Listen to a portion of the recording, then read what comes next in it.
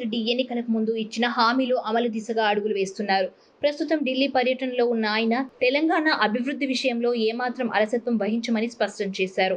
ఎలాంటి భేషజాలకు పోకుండా త్వరలోనే ప్రధాని మోదీ, హోంమంత్రి అమిత్ షాలను కలుస్తామని చెప్పారు. రాష్ట్రానికి రావాల్సిన నిధులు, కొత్త ప్రాజెక్టులపై చర్చిస్తామన్నారు. పక్క రాష్ట్రం అభివృద్ధి చెందితే తమకు ఎలాంటి ఈర్ష్య ఉండదని, పోటీపడి పనిచేస్తామని చెప్పారు. గతంలో కంటే సమర్థవంతంగా పనిచేస్తామని అన్నారు. ఇదే సమయంలో రేవంత్ తిరిగి వచ్చిన తర్వాత ఇచ్చిన హామీల అమలుపై ఫోకస్ చేయనున్నట్టు తెలుస్తోంది. ప్రధానంగా మహిళలను ఆకట్టుకునేందుకు ప్రథమ ప్రాధాన్యత ఇవ్వనున్నట్టు సమాచారం. అధికారంలోకి వచ్చిన వెంటనే మహిళలకు తెలంగాణ వ్యాప్తంగా ఉచిత బస్సు ప్రయాణం కల్పించింది. దీనికి మంచి స్పందన లభించింది. ఇక మహిళలు అత్యంత ఇష్టపడే, కష్టపడే వంటింట్లో కష్టాలను కూడా గుర్తించి 500 రూపాయలకే గ్యాస్ సిలిండర్ పంపిణీ కూడా ప్రారంభించింది. దీంతో పాటు ఉచిత విద్యుత్ను కూడా అమలు చేసి మహిళా ఓటర్లను పార్టీ వైపు ఆకర్షించేలా ప్రభుత్వం తొలి దశలోనే నిర్ణయాలను తీసుకుంది. ఇచ్చిన హామీలను అమలుపరిచింది. గత ఎన్నికల సమయంలో మహిళలను ఆకట్టుకునేలా అనేక హామీలను కాంగ్రెస్ పార్టీ ఇచ్చింది.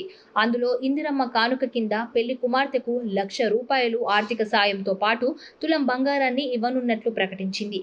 అయితే ఈ స్కీమ్ అప్పట్లో బీఆర్ఎస్ పార్టీ నుంచి బీజేపీ వరకు అనేక రాజకీయ పార్టీలు వెటకారం చేశాయి. 1,00,000 రూపాయల నగదు వరకు ఓకే, తులం బంగారం ఏంటి అంటూ సెటర్లు కూడా వేశాయి. కానీ కాంగ్రెస్ మాత్రం అదేమి చూసుకోకుండా తాము ఇచ్చిన మాటకు కట్టుబడి ఉంటామని, అధికారంలోకి వచ్చిన తర్వాత 1,00,000 రూపాయల నగదుతో పాటు తులం బంగారం ఇస్తామని తెలిపింది.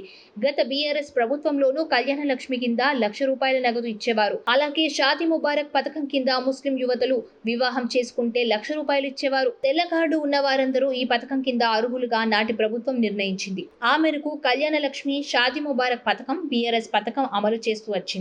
అయితే అప్పట్లో ఎమ్మెల్యేలు సిఫార్సు చేసిన వారికే ఈ పథకం వర్తింప చేశారన్న విమర్శలు కూడా వినిపించేవి.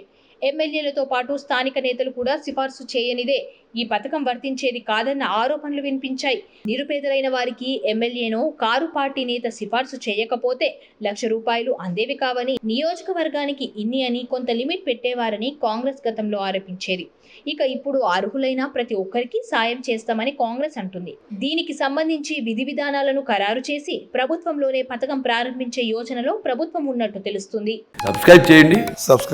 Please do subscribe to Please like, share and subscribe to top Telugu TV. Top Telugu TV. Top Telugu TV.